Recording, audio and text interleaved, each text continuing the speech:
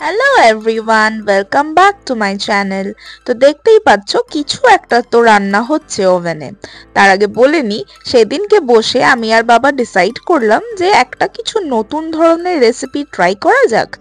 তো তোমাদের সামনে নিয়ে এসছি একটা নতুন ধামাকেদার রেসিপি, যার নাম দিয়েছি দুধ চিকেন। এবার এন্টায়ার কি কি ইনগ্রিডিয়েন্টস লাগছে, পুরো প্রসেসটা কিভাবে রান্না হলো, সবটাই চলো তোমাদের সাথে শেয়ার করা যাক। তো দেখতেই পাচ্ছ প্রথমেই যেটা রাখা রয়েছে এখানে 1.5 কিলো চিকেন, অ্যান্ড তার পাশাপাশি one of the main ingredients সেটা হলো দুধ।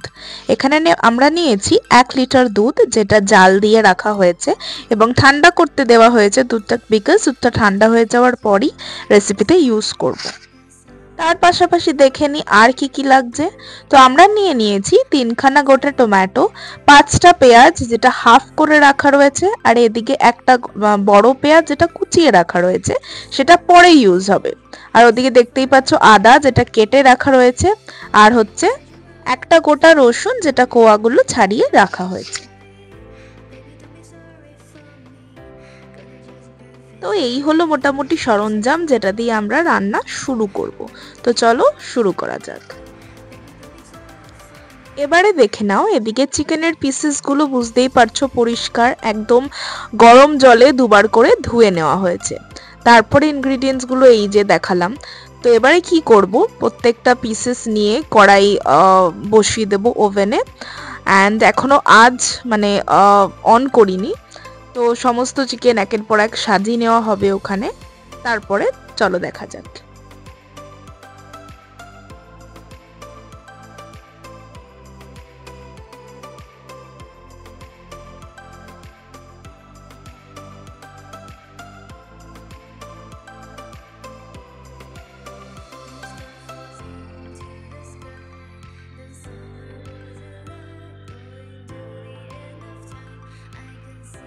চিকেনের পিসগুলো এত মানে সাজিয়ে নিলাম পরপর, সেটার কারণও বলবো একটু পরেই। অ্যান্ড হ্যাঁ, সাজিয়ে নেওয়ার পর ওখানে দিয়ে দিলাম সেই যে দেখালাম প্রথমেই গরম করে রাখা দুধটা। ঠান্ডা হয়ে গেছে ইতিমধ্যেই। পুরো 1 লিটার দুধটাই ওখানে ঢেলে দেওয়া হয়েছে, যাতে প্রত্যেকটা চিকেনের পিস সুন্দর করে ওটার মধ্যে চুবে যায়।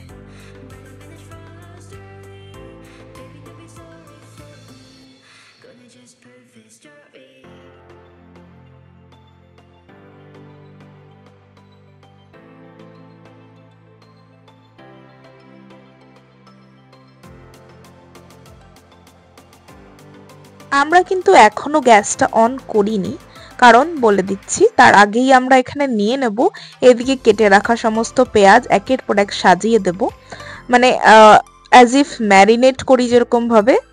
তো সেইভাবেই ওটা সাজিয়ে নেওয়া হবে। পেঁয়াজ, টমেটো, আদা কুচি, রসুন কুচিগুলো সমস্তটাই। পেঁয়াজ কেটে রাখা যেটা, সেটা আপাতত এক্ষুনি ব্যবহার হবে না। পেঁয়াজ কুচি, রসুন কুচি এইগুলো আবার রেসিপিতে ব্যবহার হবে, বাট একটু পরে। তার আগে দেখে নাও এই ব্যাপারটা যে আমরা তৈরি করলাম সাজিয়ে, সেটা দিয়ে কি করি। তো চলো দেখতে থাকো, বুঝতে পারবে।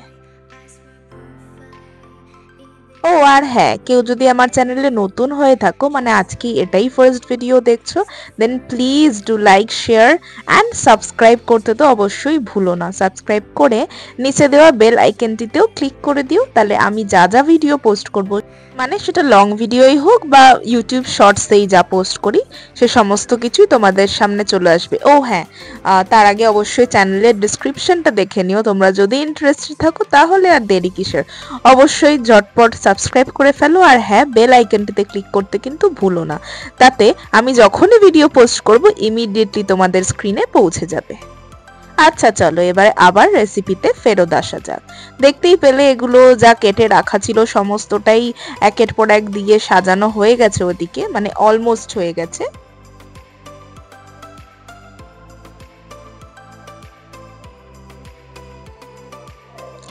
তারপরে এই যে দেখতে পাচ্ছ মিশ্রণটা, এটা আমরা রেখে দেব 5 থেকে 10 মিনিট। মানে এখনো কিন্তু ফ্লেম অন করিনি, দেখতেই পাচ্ছ এখানে গ্যাস স্টোভটা অন নয়।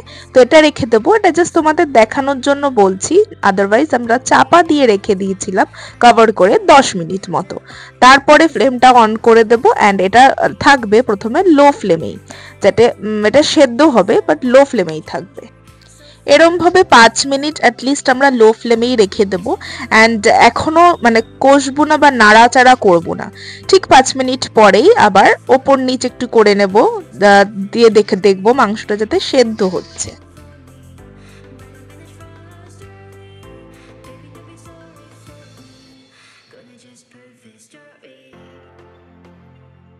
এবার এই টাইমে নাড়াচাড়া একটু ওপর নিচ করে নেওয়ার টাইমটা এখানে তোমরা মিডিয়াম ফ্লেমেও দিতে পারো, মানে একদম লো ফ্লেমে রাখতে হবে না, মাংসটা সেদ্ধ হওয়ারও ব্যাপার আছে।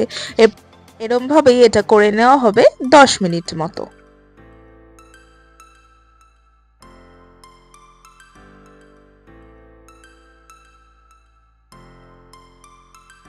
আপাতত এখনো মিডিয়াম ফ্লেমেই রয়েছে আঁচটা। তার মধ্যে আমি একটু খুন্তি দিয়ে চেক করে নিচ্ছি, মানে চিকেনগুলো সেদ্ধ হয়েছে কিনা সেটাই দেখে নিচ্ছিলাম। এইভাবেই 15-20 মিনিটস মতো রাখা ছিল। তারপরেই সমস্ত চিকেনটাই সেদ্ধ হয়ে গেছিল। তারপর দেখতেই পাচ্ছ এদিকে রেডি করে নিলাম মিক্সচার গ্রাইন্ডারটা। তারপর প্রতিটা চিকেনের পিস আলতো করে এক এক করে তুলে নেওয়া হলো।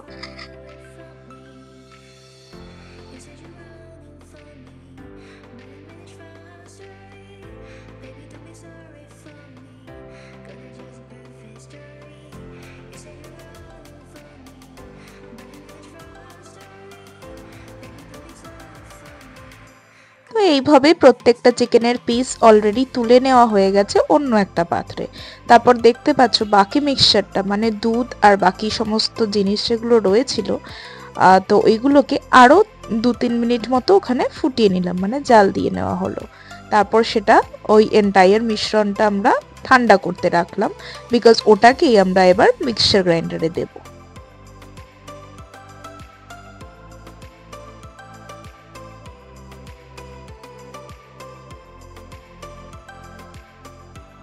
তো দেখতেই পাচ্ছ এগুলোকে আর একবার ফুটিয়ে নেওয়া হয়েছে। তারপরে পুরো এন্টায়ার মিশ্রণটা ঢেলে চাপা দিয়ে রাখা হয়েছিল জাস্ট কিছুটা ঠান্ডা হয়ে যাওয়ার জন্য।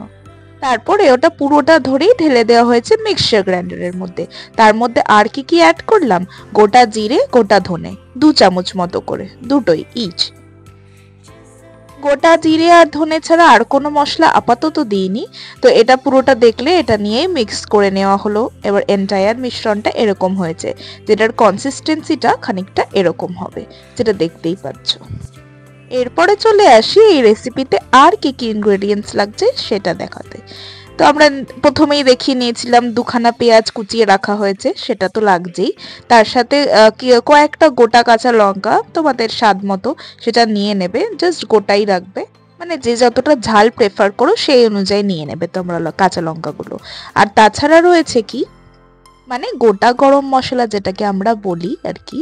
তো আমরা নিয়ে নিয়েছিলাম 2খানা তেজপাতা, দারচিনি, লবঙ্গ, এলাচ, এগুলো মাপ মতো মানে নিজেদের হিসাব মতো নিয়ে নেবে, বিকজ আমরা 1.5 কিলো চিকেন নিয়েছিলাম সেটার অনুযায়ী এগুলো নিয়েছি।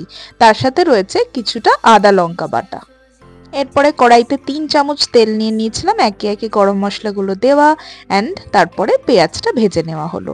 আর বললাম যেটা আদা লঙ্কা বাটা যেটুকু দিয়েছিলাম, কারণ যেই গোটা লঙ্কাগুলো নেওয়া হয়েছে না 9 থেকে 10 পিস, সেগুলো তো চেরাও হবে না কিছু না, ওটা জাস্ট ফর দি সেন্ট, একদম এন্ডে দেবো, সেটা তোমরা দেখতেই পাবে। তার জন্য যেহেতু একটু মানে রান্নার মধ্যেও ঝালটা হয়, সেই ঝাল নিজের স্বাদ মতো তোমরা দিয়ে নিতে পারো, স্বাদ অনুযায়ী আদা লঙ্কা বাটাটা।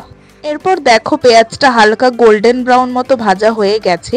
তারপর আমরা ঢেলে দিলাম ওই মিক্সচারটা, মানে দুধ আর বাকি সমস্ত জিনিস দিয়ে যেটা করে রাখা ছিল সেই মিক্সচারটা এর মধ্যে ঢেলে নিলাম। এরপরে ফ্লেমটা লো করে দিয়ে হালকা হাতে এগুলোকে নেড়ে নেব, যাতে সমস্ত মশলা আর এই মিক্সচারটার সাথে খুব ভালোভাবে কষে নেওয়া যায়।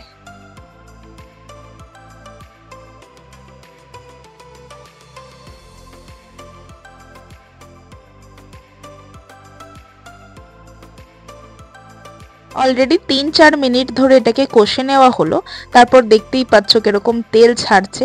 এরপরে আমরা দিয়ে নেব আরও কিছু ইনগ্রেডিয়েন্টস, যেগুলো তোমাদের সাথে শেয়ার করছি। স্বাদ মতো নুন, স্বাদ মতো একটু চিনি,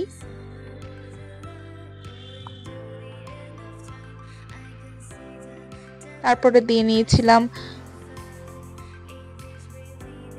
জিরে গুঁড়ো, তারপর দিয়ে নিয়েছিলাম ধনে গুঁড়ো। এগুলো সবই 1 চা চামচ মতো, মানে এবার তোমরাও নিজেদের স্বাদ অনুসারে এবং কতটা তোমাদের আয়োজন সেই হিসাবে নেবে। মানে যেহেতু এটা 1.5 কিলো চিকেন বললাম, তোমরা যেরকম নেবে চিকেনের মাপ, সেই বুঝে মশলার মাপগুলো সেরকমভাবে নিয়ে নেবে। আচ্ছা, এরপর দিয়ে নিলাম 1 চা চামচ মতো হলুদ। তারপর দিয়ে নেওয়া হয়েছিল, এটা বাবার মতে, কাশ্মীরি লাল লঙ্কা, মানে এটা লঙ্কার গুঁড়ো ঠিক নয়, জাস্ট কাশ্মীরি লাল কালারটা।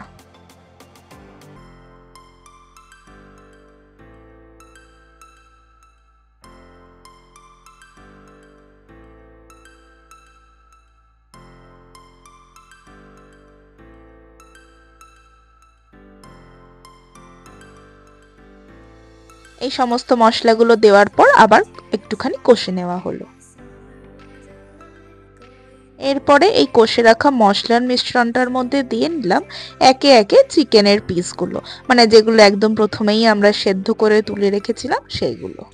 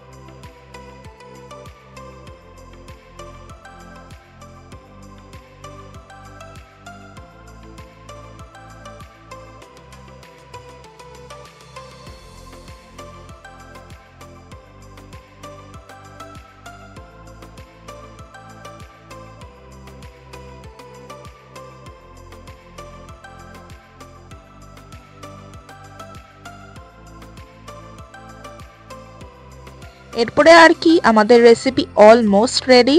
এই মিশ্রণটার সাথে চিকেনটা খুব সুন্দর করে কষে নেব। তার কারণ প্রথমেই দেখে নিলে এটা 1.5 কিলো চিকেন, সেই হিসাব অনুযায়ী 1 লিটার দুধ দেওয়া হয়েছে, আর তার মধ্যে বাকি সমস্ত কিছু মিক্স করা এই মিশ্রণটা দিয়েই কষে নেওয়া হয়েছে। চিকেন দেওয়ার পরও সুন্দর করে কষে নেওয়া হয়েছে, সেই কারণে আর জল প্রয়োজন হয়নি। তোমরাও যেই মাপে চিকেন নেবেই সেই মাপ অনুযায়ী বুঝে দুধটাও সেই হিসেবে অ্যাড করো, তাহলে এক্সট্রা করে আলাদা জল দিতে লাগবে না, ওই মিশ্রণটাতেই সুন্দর করে তৈরি হয়ে যাবে এই অসাধারণ রেসিপিটা। তো দেখতেই পাচ্ছ আমাদের রান্না অলমোস্ট কমপ্লিট। শেষের দিকে তখনও ঝোলটা ফুটছে, তার মধ্যে কি অ্যাড করে দেবো আর 3টে জিনিস। যে কাঁচা লঙ্কাগুলো তোমরা অলরেডি দেখেছিলে ইনগ্রেডিয়েন্টসের সময়, ওই 9-10টা কাঁচা লঙ্কা আমরা ওপর থেকে ছড়িয়ে দেব ঝোলের মধ্যেই, জাস্ট ওই সেন্টটা তার মধ্যে যাবে। তার উপরে আমরা দিয়ে দিলাম 1 চা চামচ মতো গোলমরিচ গুঁড়ো, আর একদম শেষে নামানোর আগে দিয়ে নেব 1 চা চামচ মতো গরম মশলা গুঁড়ো।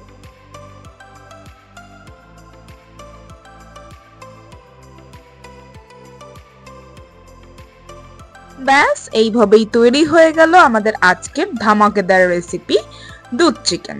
তো তোমরা জানিও কার কিরকম লাগলো, প্লাস আমাদের এই রেসিপিটা দেখে তোমরা কেউ ট্রাই করলে কিনা সেটা অবশ্যই কমেন্টে জানাতে ভুলো না। অ্যান্ড কেউ কিছু আলাদা ইনগ্রেডিয়েন্টস অ্যাড করলে কিনা সেটাও জানিও, সেইভাবে আমরাও তারা নেক্সট টাইম ট্রাই করবো, আমাদেরও তাহলে ভালো লাগবে। ও হ্যাঁ, আরেকটা কথা তো বলতেই ভুলে গেলাম, এটা এমন একটা রেসিপি যেটা ভাত রুটি যে কোনো কিছুর সাথেই খাও খুব ভালো লাগবে। অ্যান্ড এটা এমনিই বলছি না, ট্রাইড অ্যান্ড টেস্টেড বলতে পারো, বিকজ আমরা এটা দুপুরে লাঞ্চে ভাতের সাথেই খেয়েছিলাম, দেন আফটার দ্যাট তো রাতেও রুটির সাথেই খেয়েছি, তো দুটোর সাথেই মানে অতুলনীয় লেগেছিল। তো তোমরাও ডেফিনেটলি আর দেরি কিসে, ট্রাই করে ফেলো। আর কার কিরকম লাগলো সেটাও অবশ্যই কমেন্ট বক্সে জানাতে ভুলো না একদমই। তবে হ্যাঁ, আর কি বলি, আজকের ভিডিওটা এখানেই এন্ড করছি, আর খুব শিগগিরই দেখা হচ্ছে আরো নতুন নতুন ব্লগস নিয়ে। Till then, stay safe, take care and love you all, by.